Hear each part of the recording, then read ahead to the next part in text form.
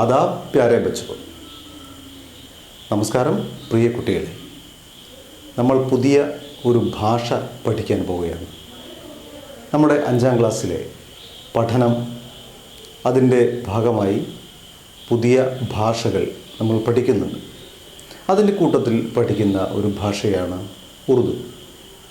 ഉറുദു बहुत प्यारी है, उर्दू बहुत मीठी है, उर्दू संगीत की ज़बान है, उर्दू शीरीन ज़बान है, उर्दू बहुत आसान है.